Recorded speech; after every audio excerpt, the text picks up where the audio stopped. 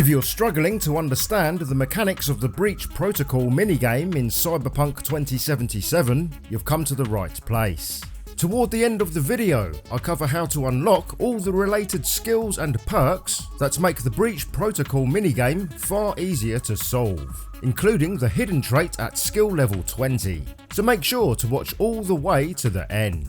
When you establish a connection to hack viable networks and devices scattered throughout the world, such as access points, computer terminals, electronic devices, or even enemies themselves, a minigame will appear on the screen requiring you to solve a puzzle to activate the desired outcome of the breach.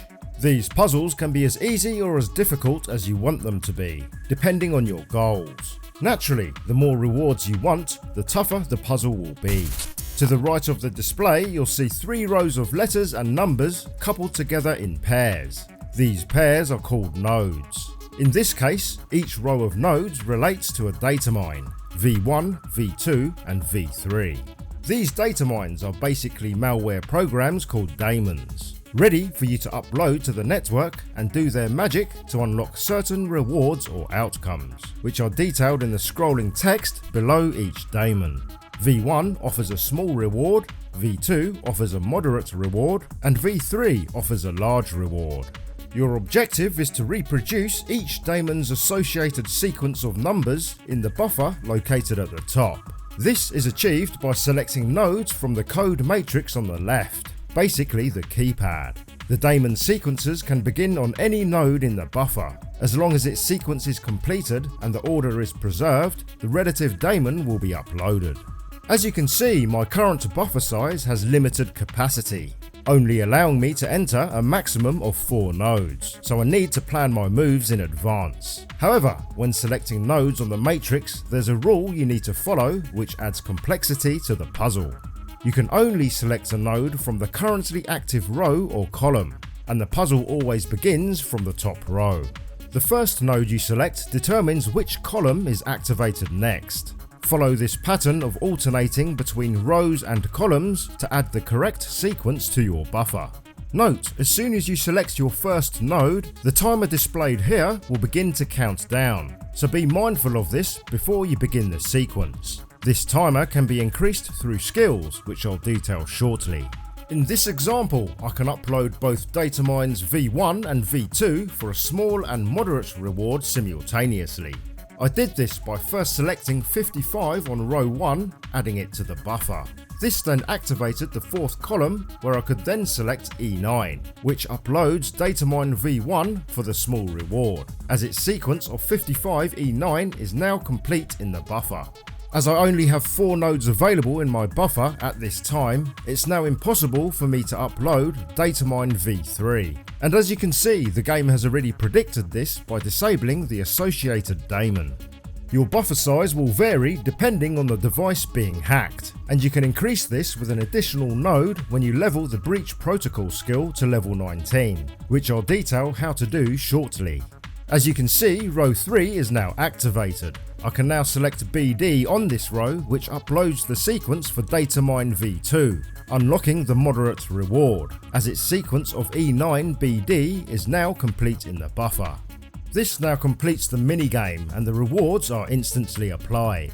On this second example, I was lucky enough to establish a path to upload both V2 and V3 daemons, hence securing the moderate and large rewards simultaneously.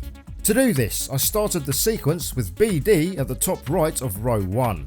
This activates column 5. I then select BD in the middle of column 5, which then uploads the V2 daemon for the moderate reward, as its sequence of BD is now complete in the buffer. I then select E9 on row 3 and finish with BD at the top of column 4, which uploads the V3 daemon for the large reward, as its sequence of BD, E9, BD is now complete in the buffer. This third and final example is for hacking a data shard. As you can see, this one assigns you 6 nodes on the buffer, making things easier. And the code matrix has 1 additional row and 1 additional column. To upload both malware daemons displayed to the right and achieve the desired results of both programs simultaneously, this is the sequence I used. BD to the right of row 1, BD to the bottom of column 5, FF near the middle of row 6, and 55 near the middle of column 4, which uploads the Datamine copy malware, as its sequence of BD, BD, FF, 55 is now complete in the buffer. Then I select 1C to the left of row 4 and finish with E9 at the top of column 2, which uploads the neutralized malware daemon, as its sequence of 55, 1C, E9 is now complete in the buffer. It's worth noting, the higher your intelligence attribute, the lower the difficulty of the minigame will be, and vice versa. Also, under the intelligence attribute, you'll find the dedicated breach protocol skill, with several perks for you to unlock. The more powerful perks toward the edges of the skill tree will unlock as you invest more points into the governing attribute, in this case, intelligence. As is the case with all 12 skills, to the bottom left of the screen you'll see that breach protocol can be leveled up. The way to earn skill experience is by performing actions in the game that relate to that particular skill. So for breach protocol, this would be hacking any type of electronic device. Any actions performed that are gated behind a certain level of intelligence will also reward breach protocol XP.